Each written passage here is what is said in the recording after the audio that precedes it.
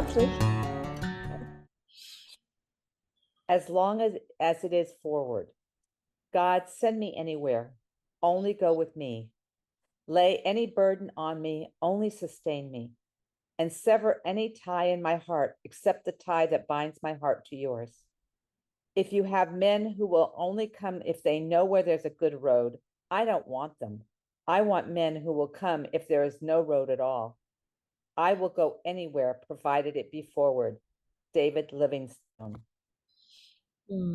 Gosh, doesn't that seem like an appropriate quote for a meeting that's devoted to Dr. Martin Luther King Jr.? Yeah. So welcome everybody to Gems from the Wisdom Traditions in our year where we're taking up the annual theme of irreversibility, eyes to the stars. And I do feel as if that would be a theme that he would really align with. And our speaker for today, I think, definitely is on this ever forward path, her eyes to the stars. Our theme for the week is harmony and synthesis. And we have a quote for the week that was from Dr. Martin Luther King Jr. himself. So it seemed like it was completely the right topic for the week. And then to top it all off, this is Black History Month. So very, very appropriate. This is a topic that, as I understand, is close to Olivia's heart. She has a really quite a marvelous background. She, at Still and Moving Center, serves as mostly our social media coordinator, and she has the handle at Instagram of Olivia, just Olivia, which I think from when she worked at Instagram showed the high regard in which they held her. She's a photographer, a videographer, and she's been recently working on as a producer at American Idol, right? Almost. I was assisting the producers at American Idol. One day. So she's a woman of many talents, and I'll just hand it straight over to her from here on out. Thank you. Thank you so much for that lovely introduction, Renee. I'm really happy to be here. I have been on the other side of this GEMS meeting where I've been in Sharone's seat helping facilitate GEMS, and I feel very honored to be chosen to speak on this week's theme. And I wish you all a happy Black History Month. I think something that I take away every February around this time is, we can't move forward without looking back. And Black History Month isn't just about looking back, but also looking towards the future, looking eyes to the stars, as Renee says, about what humanity can look like, and what our role as African descendants is in that future. I think it's a beautiful time to feel grateful from how far we've come and excited about where we're going. And it is a very fitting week to discuss Dr. Martin Luther King and his vision for the future. I think it gives me goosebumps thinking about it. It's not that far removed. I've got grandparents who were very much alive and active during times of segregation. I've got my cousin Althea, who spoke to me recently about what it was like going to a segregated elementary school and wanting to go play with one of her Caucasian friends and being turned away because of her skin color. And I grew up with my cousin. It's not that far from now. So I feel very grateful to speak on this topic. And I want to talk about one of the speeches that this quote comes from. So I don't know if I can share my screen. Could you maybe give me permission to share my screen? And I'd like to open with one of his sermons.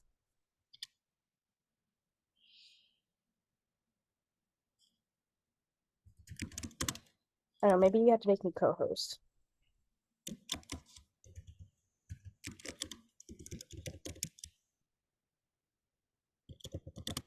Okay, there we go. Let's see, give me 1 second. Make sure it's the right screen.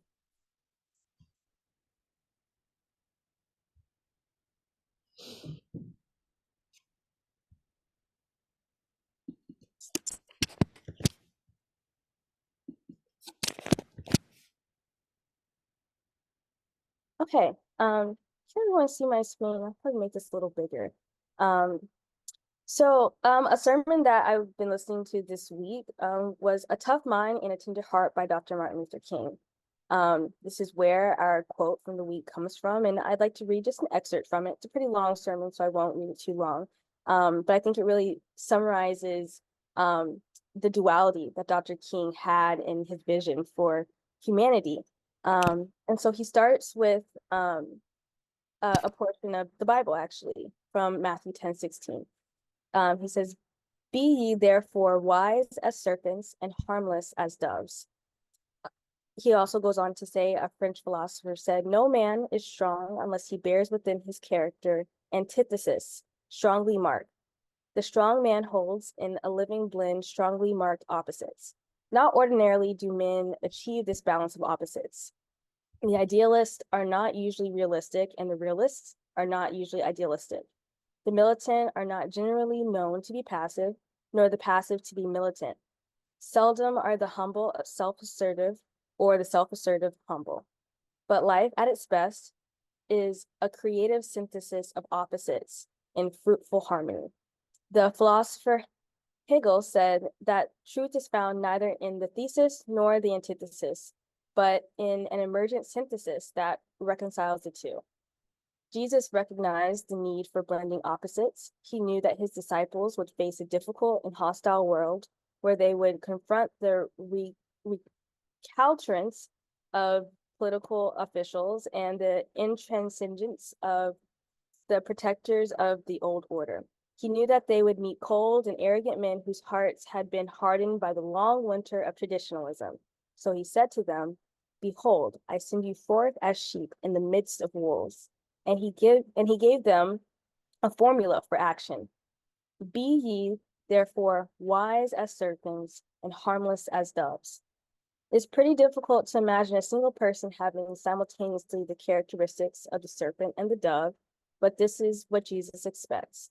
We must combine the toughness of the serpent and the softness of the dove, a tough mind and a tender heart.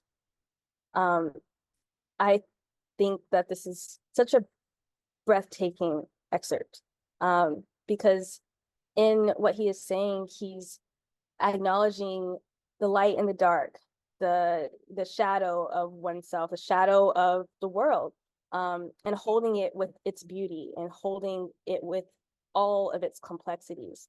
And I think having this in mind, it's very easy for us to live in a black or white world, when in realities there's so many mixes of the two and different colors and different energies. And I think at this time where we're at right now, where we are amidst of many different world conflicts, and I think people are often wanting you to pick a side, pick a stand, and it's one or the other. And I think what Dr. King is saying is, in order to combat all of the complexities of the world, is holding both in hand, not just the beauty, but also the ugly parts and the blending of the opposites and the needing for that. He talks about what a tough mind is, and he characterizes this as being able to have decisive judgment. We are living in a world of propaganda. We look at the TV, we're being sold something all the time. And it's at this time, this is like in the mid 1960s, but I think it's still true today. That's important to have a tough mind and being able to discern the truth for yourself. Being able to sift through what's real and what's not, what's false and what's true for you. And he also mentions having a tender heart, which I translate as compassion, empathy.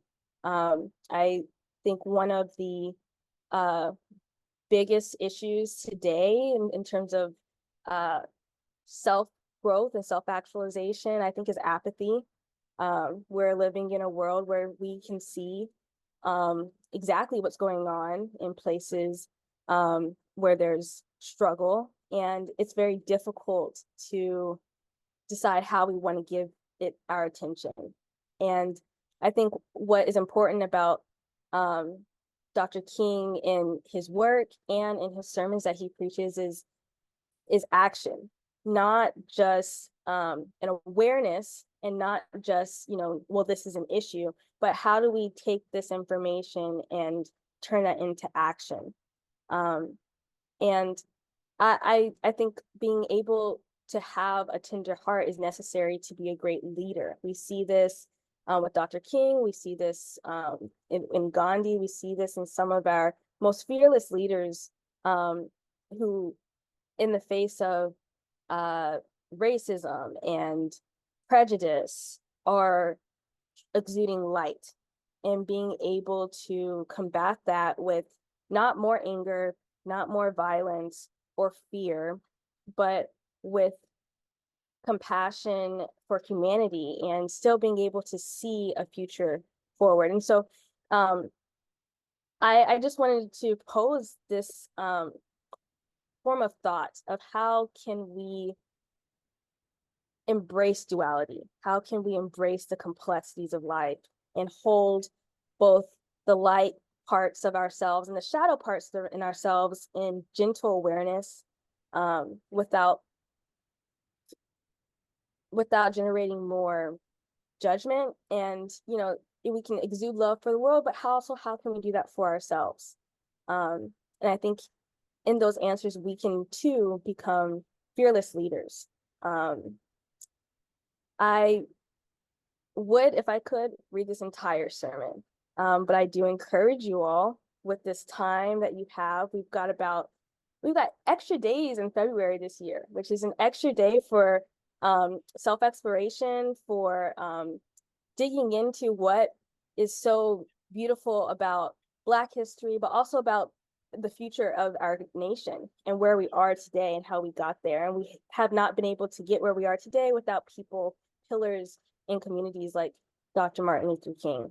So I really recommend, if you take a moment, I think about 20 minutes out of your day, you could listen to this whole sermon. You can find it on YouTube. And I think it also poses internal questions as well as external into our world. I want to wrap this up and speak on a personal note, that cognitive dissonance is a state that I have ran from in my life. I think cognitive dissonance has created a lot of stress and anxiety for myself. And last year, I did a lot of things that were out of my comfort zone. I traveled out of the country by myself for months, and I spent extended time with my family, another thing that I have avoided in the past. And I think in this time where I put myself, I also did a 10-day Vipassana silent retreat where I was in the middle of Washington State. I don't know anybody in Washington State. I had never been to Washington State. I had never meditated for that long. But I think I put myself in a state of discomfort, a similar state that you might find yourself if you're talking about something like race. And it was in that discomfort that I saw myself in a light that I didn't know existed. It's in that discomfort that I saw the world in a light that I didn't know existed. And I also saw my family. And this is not some rose-colored glasses, haze filter, Instagram filter that was put on the world. But it was seeing it for the good, the bad, the ugly, the beauty and creation and destruction, and embracing it just for as it is, and not how I always think that it should be or how I wish it could be. And I think that in itself is purposely putting myself in a place of synthesis and harmony. So thank you for being here. Thank you for listening. I'd love to talk more. This is a conversation circle, so it's my favorite part of gyms is where we can kind of bounce off of each other. And I love questions. I love answering questions, asking them. But I feel like that's a good place to leave off.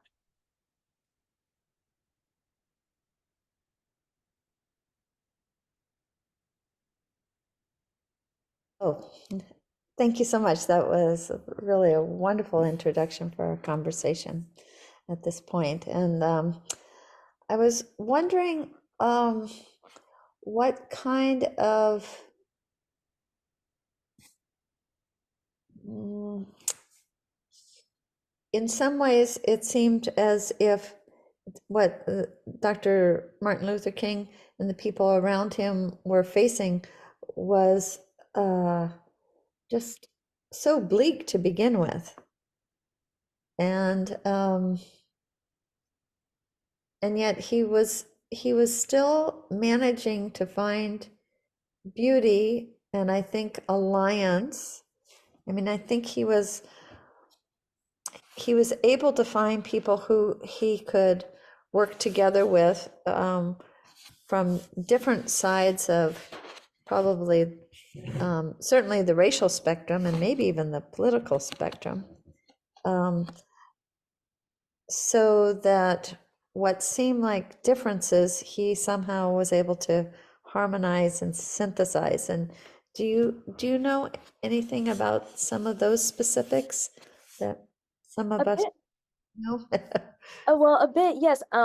For most of you probably also don't know that I spent a part of my childhood in Georgia. I was raised here on Oahu. Okay, so crazy. I was born in Kentucky, raised here on Oahu till I was about 6 years old, and then I moved up to the East Coast. And in Georgia, um, I had the pleasure of visiting his family home, Martin Luther King's family home in Atlanta, Georgia, several times actually. My mom made it a whole trip. Um, I've also been to um, he has a beautiful museum, and it's not just Martin Luther King Museum, but it's a civil rights museum in Memphis, Tennessee, really close to the Lorraine Hotel where he was murdered. And also, I also had the pleasure of living in Washington, D.C., where they have a beautiful, beautiful sculpture that was also a memorial for Martin Luther King and is the home of the first National African American Smithsonian Museum. I don't know if I'm saying that correct, but it is a huge museum. It is like 4 or 5 stories, and they go from roots in Africa to all the way to like where we are in the future. So yeah, I can talk a little bit about that. I'm not in any way an expert, but just my experience and just what I've also read, because I've been able to have access to a lot of historical references about this. Is I think Dr. King was steadfast in his faith.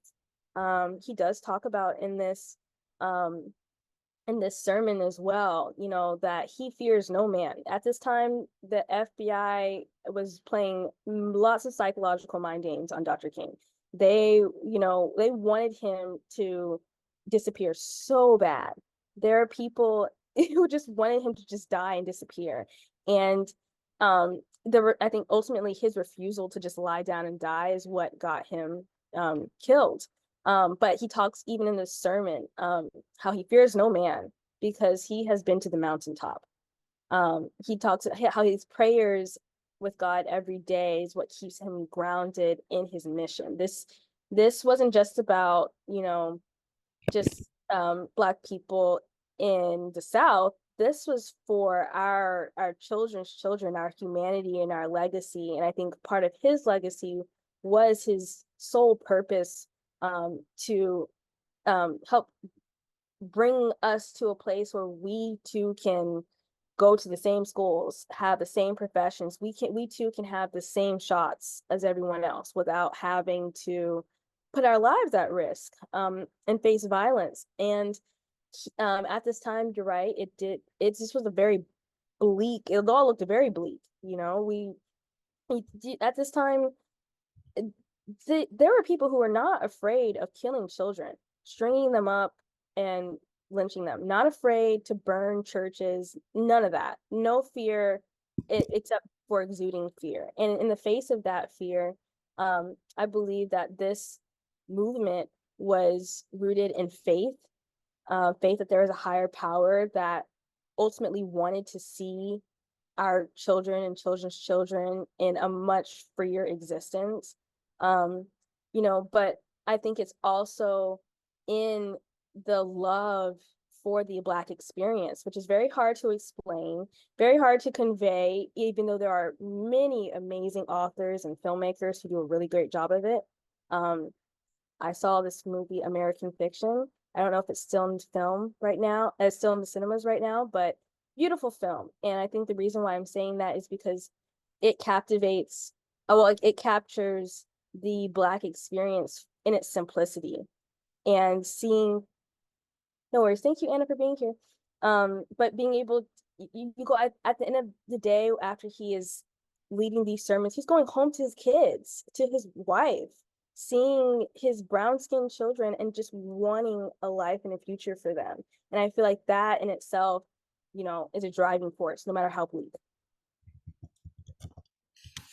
And I imagine he also was really wanting that for the children of all the different races, seeing little Black boys and little Black girls and white boys and white girls, you know, and probably the Asian and the Latin American, you know, because everybody was missing out on everybody else. That's true.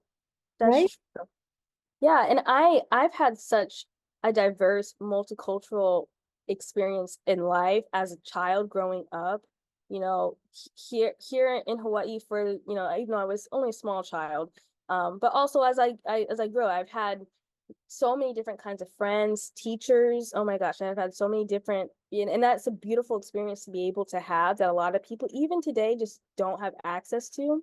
Like my orthodontist, the person responsible for these pearly whites, that is a Black woman, and that is not, it's not often that you can say that, you know. So all, I think being able to have access to diversity in itself is a privilege, and that was a privilege that Dr. King was wanting for us.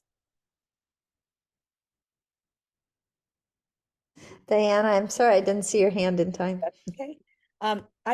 It's so apropos this talk, and I'm just deeply touched. Thank you so much. I was awake one night this last week, and I was just so upset. I could feel all my fear, my anger of what's going on in the world and in this nation right now, and how it just feels so anger and fear, and I was just feeling it, and I was getting really angry, and I was feeling really I don't know, it was like my whole body, and I meditate. So I just started meditating, and I realized that I need to be able to feel, I need to know what's going on in the world. I know many people say, well, I'm not even watching the news. A lot of my friends say, I don't want to watch the news. I want to watch the news because I want to know what's going on, but I don't want to be caught in the fear and the anger. And I don't want that to be put out into the world. And so it was like, I think to be able to feel the fear, the anger, the horrible things that are going on with the killings and just all over the world. It just felt like the world was just, and especially our nation, it's really scary to me. And it's like, I don't want to live in that. I want to live joy and love and faith. And I realized that I have to keep coming back to my faith and meditation and the grounding. And from that place that I am guided to what I'm supposed to do.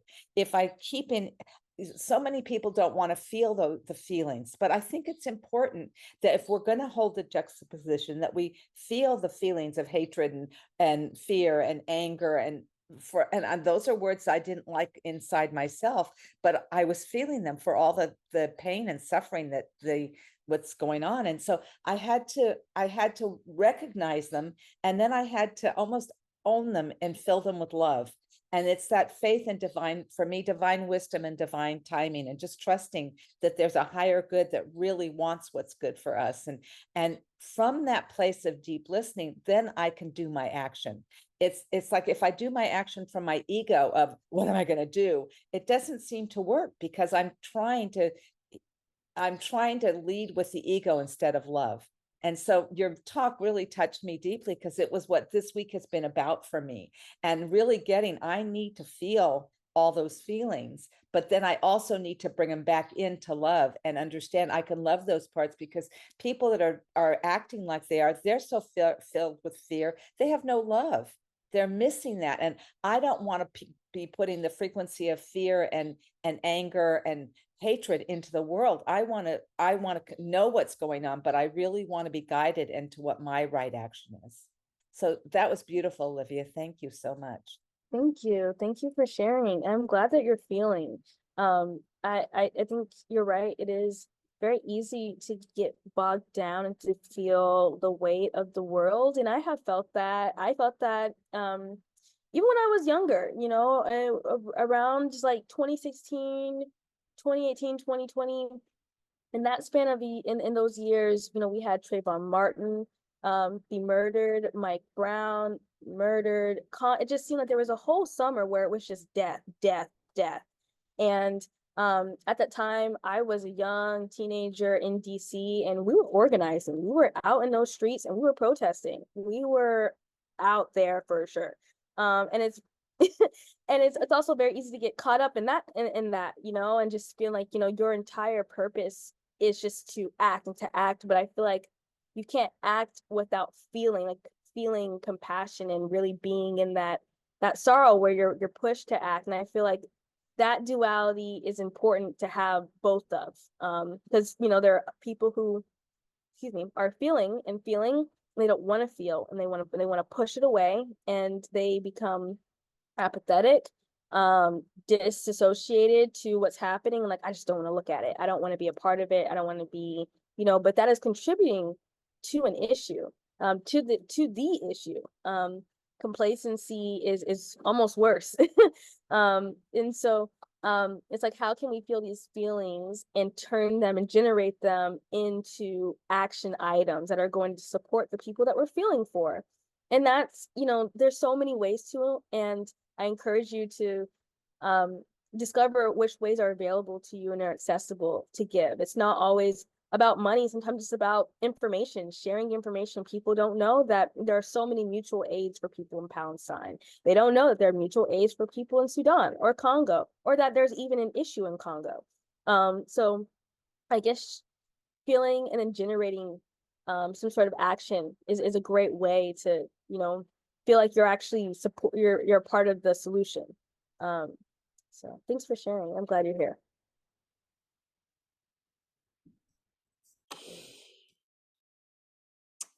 Diana, do you use the Ho'oponopono kind of methodology that your son Tony does? You might have taught it to him, I'm not sure. Is Well, that I taught it to him, but yes, I use that because, that has been so powerful of taking responsibility.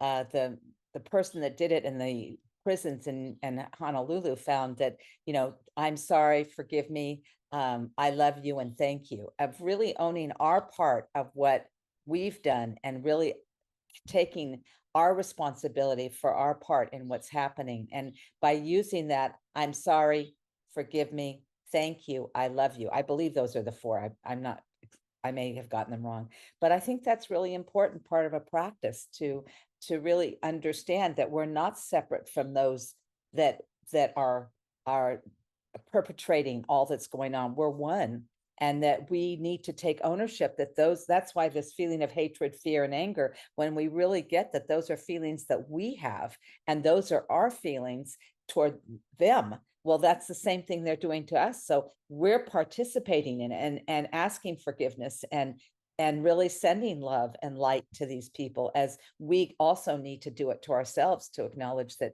we have these feelings inside of ourselves. And for me, it's keep surrendering to God and keep surrendering and saying, show me what I'm to do and guide me, because I don't know. Sometimes I don't know. Most of the time I don't know. And so most of the time I don't know. And so it's like being guided and really taking ownership that those feelings that others feel, they're not different from us. And that we need to love them as much as we need to love ourselves. So, yeah. Well said. Well said.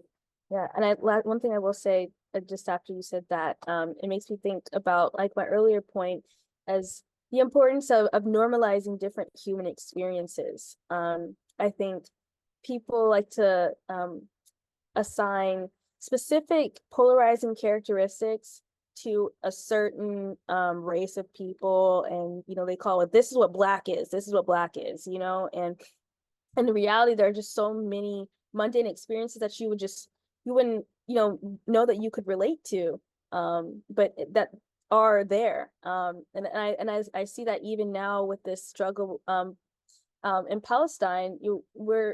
I love the videos of before, of families, just weddings, and just like, these are humans. We are just like them. They are just like us. They are humans.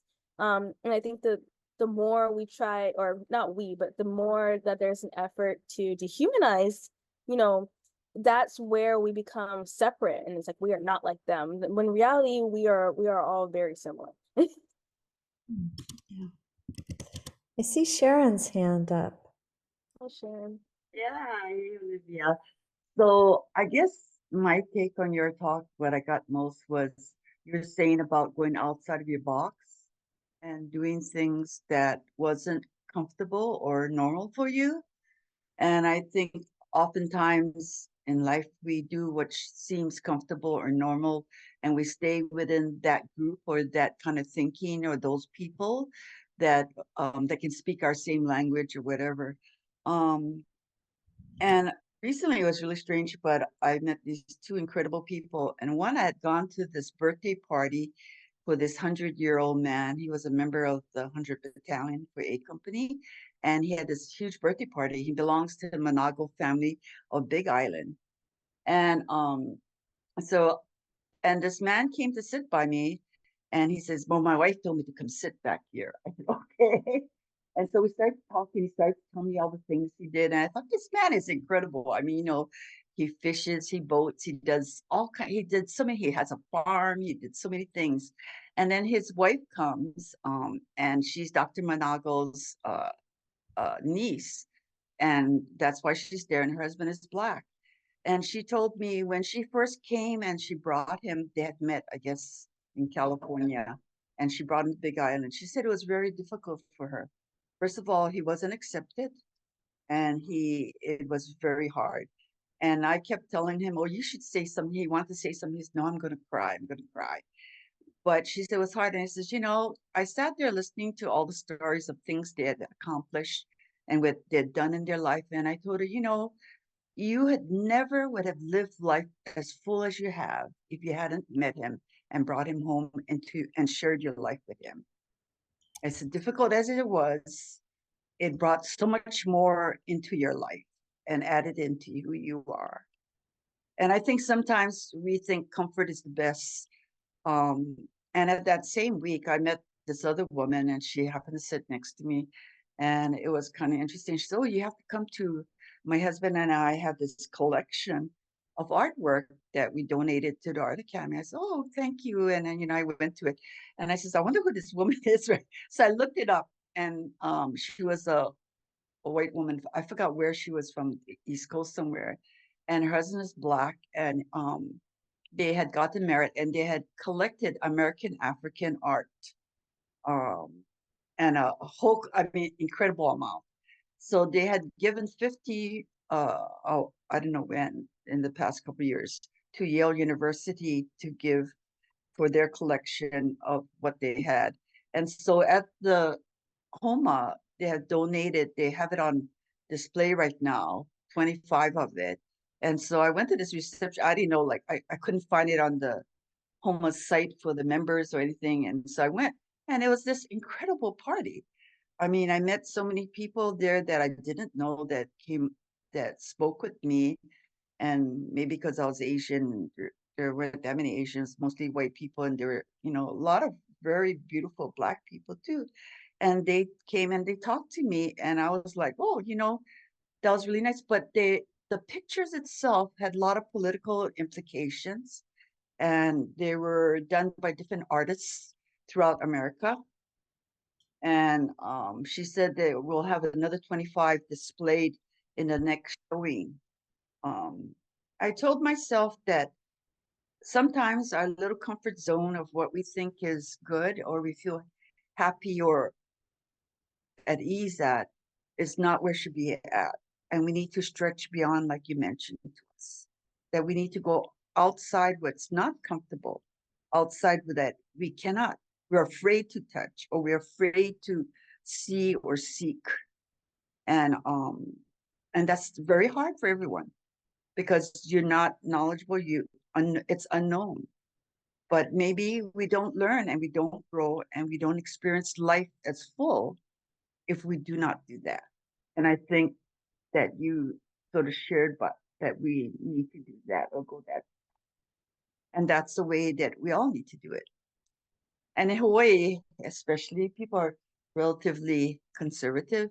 So to them, to stay in their little group of comfort is the easiest path and the best, but they'll never grow and they'll never experience the experiences like you, Olivia, has shared with us that you've done for yourself.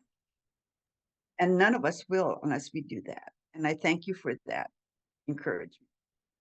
Thank you. Thank you for sharing. I'm glad that that was a key takeaway. And it feels really great to hear those words from you and of confirmation and affirmation. I don't know if anyone here is like into astrology, has an astrology knowledge background, but I am a Taurus sun. I am very a true Taurus. I like to be comfortable. I like to be with my multiple pillows. I like my tea. I want my snacks. And that's where I'm comfortable. And it's in where what you call a fixed sign. And I think I learned so much about my capacity for change, and just all the great things. I feel like my life just totally opened up when I like stepped out of my comfort zone, and in many ways. And I think it's also like releasing fear. I feel like sometimes your comfort zone is created by offensive fear. And in the last 2 years, I've done things that my past self, my child self, just would never have expected. I went to Mexico for my birthday, and I loved it there so much that I went back and I lived there for 3 more months. And everyone was like, "Aren't you scared you're gonna get trafficked and kidnapped?" And no, it was experiencing community and love on a different level in a place that I had never been to before. Even last year, and it's interesting because a lot of my comfort zone things are with associated with travel, going to places I've never been to. And I think that's just an example I have because it also opens up your perspective. It shows you different cultures, different ways of life, different systems. And I think that's important because we live in America, even in Hawaii, there are systems that are placed, and you think, well, this is just it. This is the system that, I submit to. But then you go to other places and they're not stressing over healthcare. They're not having all these like debates about, there's having different conversations. That's what I'm going to say.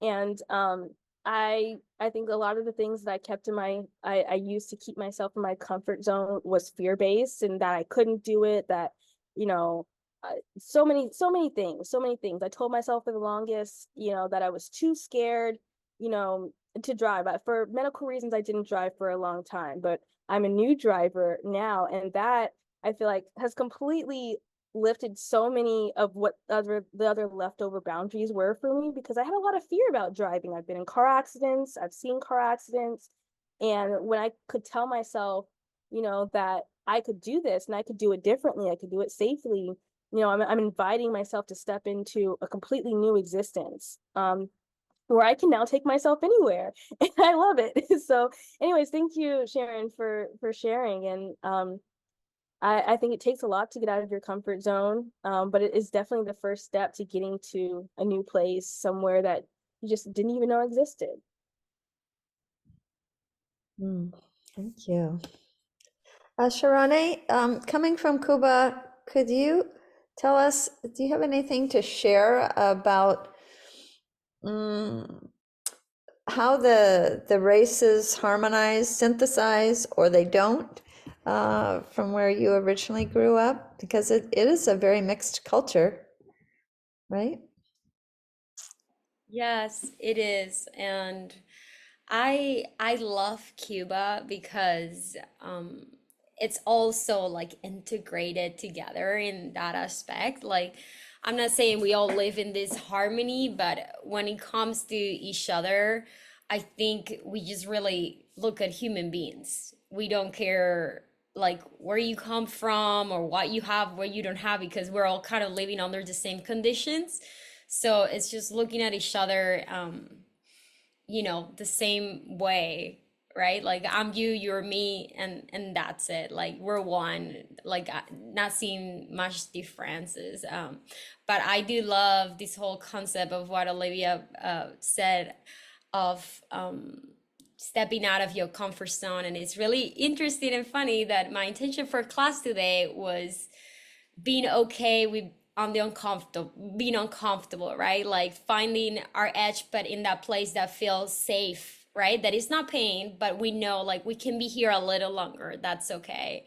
So yeah, thinking outside the box a little bit and being willing to learn and have an open mind and see different perspective. I think growing up in Cuba, we are just like told how to think and what to do. So it's like if you grew up, there was a good side to it. Like we grew up thinking like we're all one, this is great, like Cupid world, like you're me, you're you. And then stepping out of that, you actually see some reality. Like the world is not like that. There are all these different things.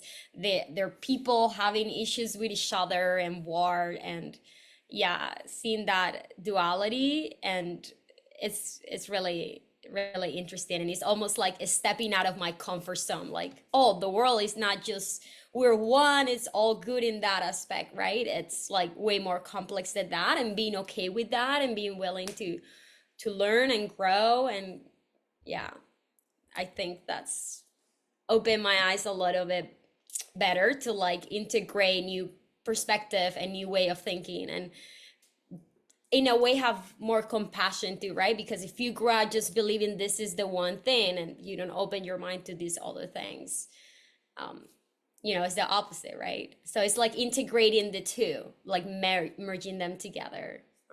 Yeah. Wow, what a very, very different way you grew up. I mean, it seems like in so much of America, nobody thinks that way. We're all one. I'm you and you're me. That's not a very common way of thinking here. And just, it sounds like something of a blessing of a way to start out in the world and then go from that innocence to, needing to be wise as serpents. Yeah. And preserve that while remaining innocent as doves. I actually got chills as you said that, because I actually never put it together like that, but it's kind of like a biggest struggle of mine after coming to the US. It's like I grew up with that innocence in a way, right? Like, and integrated with all of that, and then coming here and it's the mind is open in a different way, right, to the duality, and now trying to balance the two, like come back to the innocence with all this new like information and wisdom in a way. Yeah, so I just got chills when you said that, because it's very similar to what you just said. And you don't have to lose that innocence, in America. It's not really like I am you, we are one. It's like you are you, leave me alone. It's in a lot of different places it's like that, like leave, mind your business, let me be, but it's always it's always like enchanting to have like these serendipity like kind of moments where like I was sitting at the bus stop, not me anymore because I can drive, but but when like I don't usually like when people start talking to me randomly on the street, but sometimes I do like it, and sometimes we learn something about each other, and I'm like, wow, we have so much in common. So you don't have to lose that that Cuban upbringing just because you're here, Sharone. I feel like you're so like social and you embrace other people, and the right people are going to embrace you just the way you are. You don't have to change that. Mary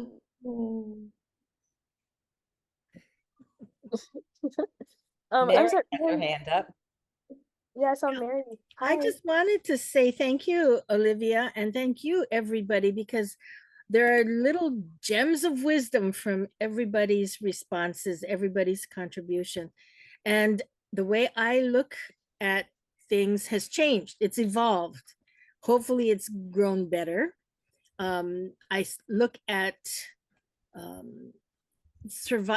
is it? The body's response to protecting itself is to, cover up, close away.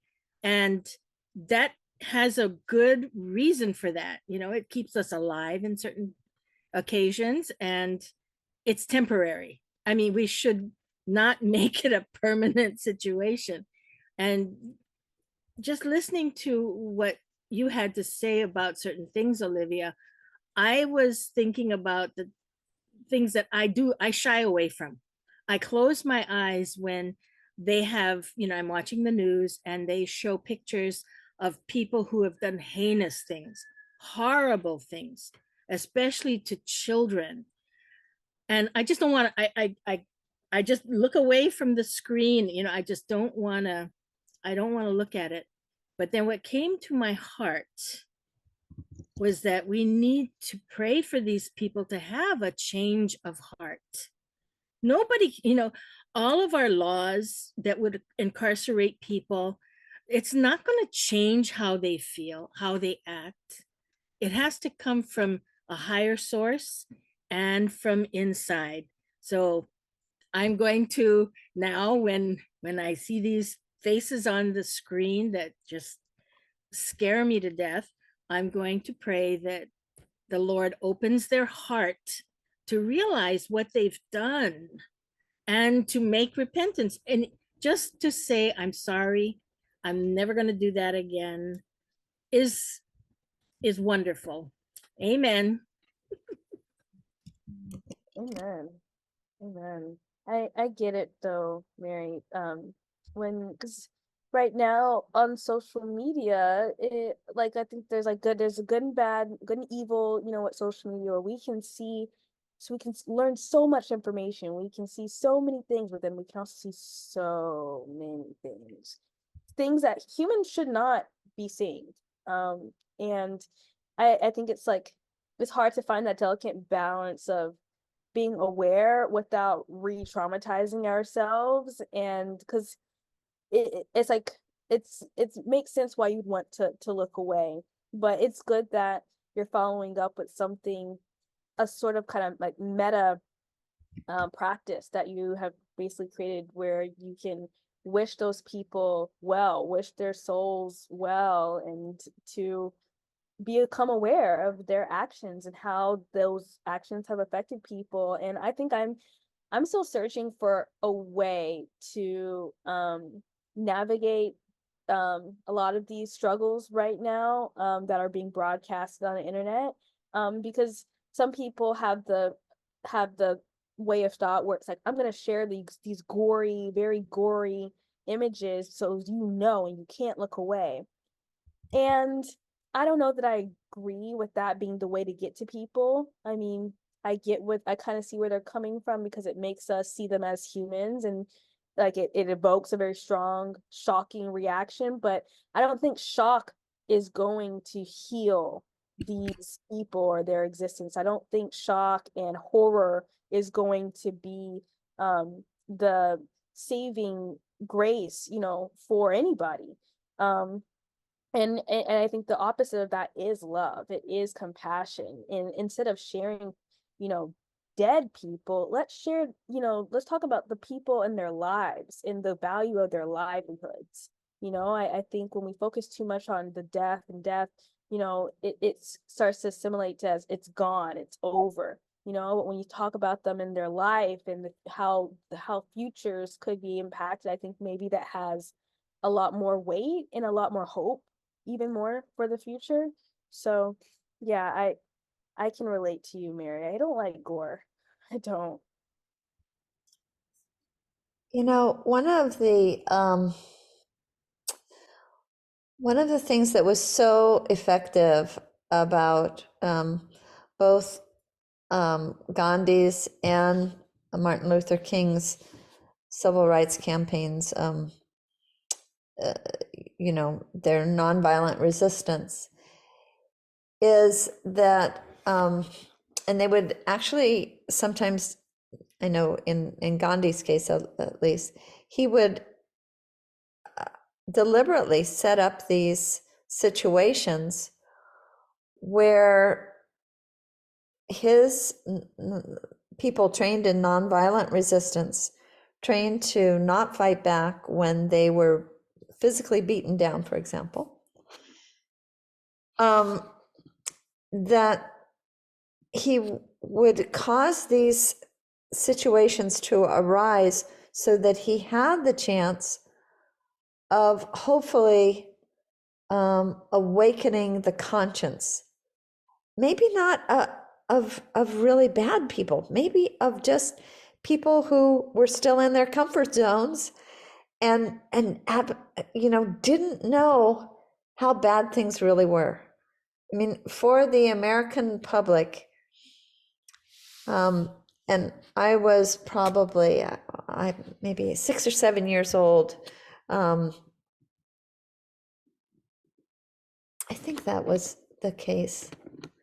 Anyway, when the American public saw on our little black and white televisions, these young African American civil rights protesters, like really doing absolutely no violence at all, just standing up for the right to, eat lunch at the same lunch counter or go to the same schools, and just normal things that should be everybody's rights, standing up for that, and just like seeing the Bull Connors, this police chief, sicking attack dogs and using billy clubs and blasting these teenagers against the walls with fire hoses. So that, I mean, that was just so shocking to the conscience of everyday white Americans,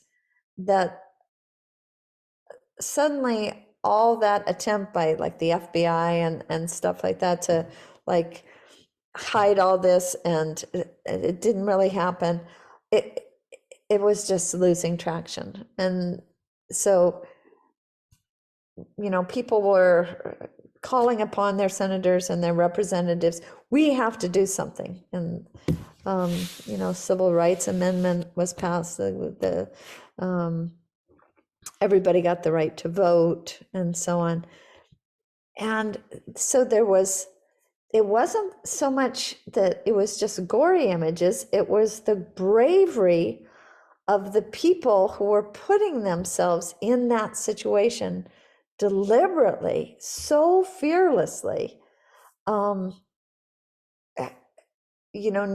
that they could be really harmed, and perhaps fatally, and still standing up for what they believed in.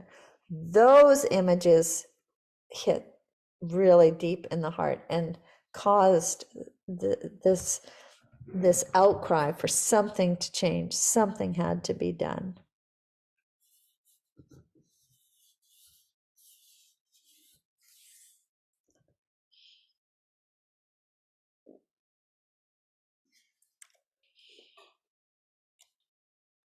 I'm still sitting with that one, Renee. Um, but thank you for sharing. Um, and maybe having that access and seeing those people, like just being able to see what nonviolence resistance against violence looks like, it's stark. It's a stark difference, and it's hard to turn your head to that. There's some people who are going to have an inner conscience and be like, that's not right. And fortunately, those are the people who walked alongside Dr. King. Or So they contacted all their representatives and said, you've got to change the laws. This can't be the way it is in America. yeah. This And is there's not so many, what it's about. and we can do that today too. Nowadays, there are so many resources where like they will generate the message. They just put in what your zip code is and what your, to find out who your representative is. And for certain different initiatives, they will help you do the hard work for you just to reach out to the senators, because they need to hear our outcry to know that, you know, there are people who really care, and who aren't apathetic. So yeah, I feel really grateful for this conversation, and I thank you ladies for being a part of it.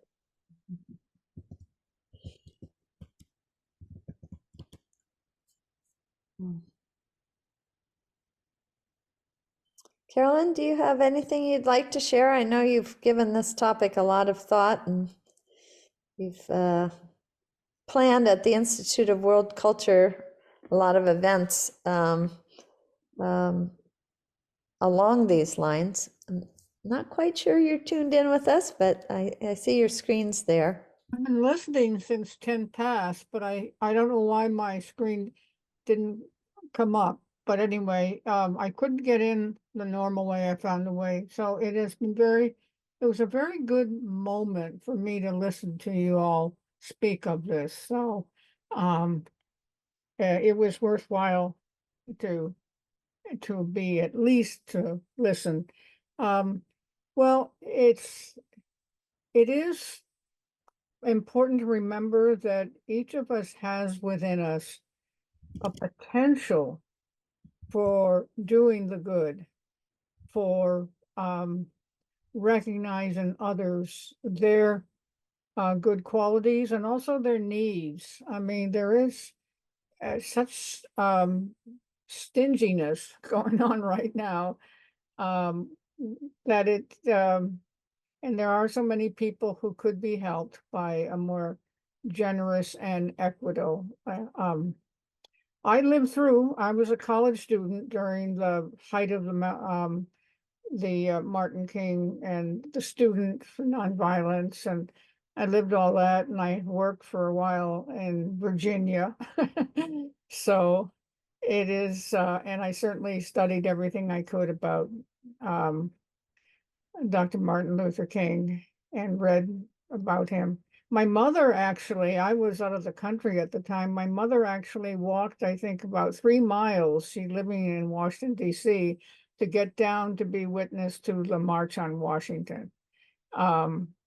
So she was determined to do that, even though it wasn't easy for her to do. And I think it is important to remember how many, really millions of people were awakened and did come to see that vast injustice had to be corrected. So it's one of our high points. I also would recommend that you go online and find the American Experience story. And now I'm forgetting her name, the opera singer, Anderson, who was had such a life, and she became a very important figure in the civil rights effort. She had to go to France in order to get work, but she was recognized there by the top composers as the quote voice of the century. And she came back and she helped here. So yeah, it's good to remember Marian Anderson. You might not have heard about her, but she was right there in all of this, and as were many others. So it's good to remember them as well as Dr. Martin Luther King. Well, thank you so much. Well, we're at the top of the hour. I want to say that our topic for next week will be continuity of consciousness. I can't quite tell you who's going to do it, although I have a fairly clear idea. And wanted to see if anybody would be interested in giving our beautiful speaker today, Olivia Trice, our vote of thanks for her presentation.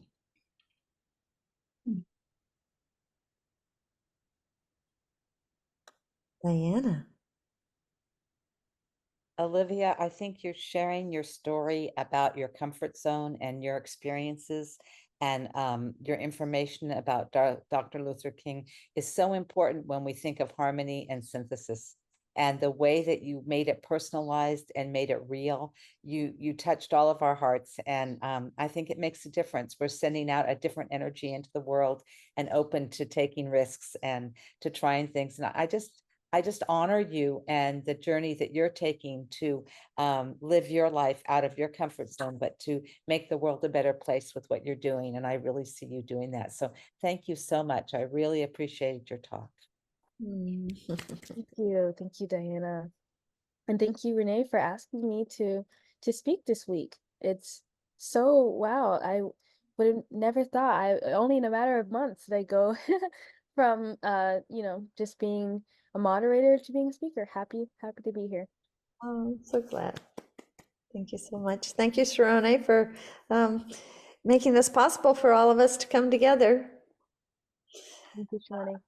Yeah. Thank you, Olivia, and thank you to all of you and Renee for making this possible too. I love Gems, so happy, so blessed to be here. Me too. Mahalo nui, kako, Bye-bye. aloha. Aloha. Aloha. Have a Aloha. blessed Yeah. weekend. So Aloha. Thank you. much, Olivia.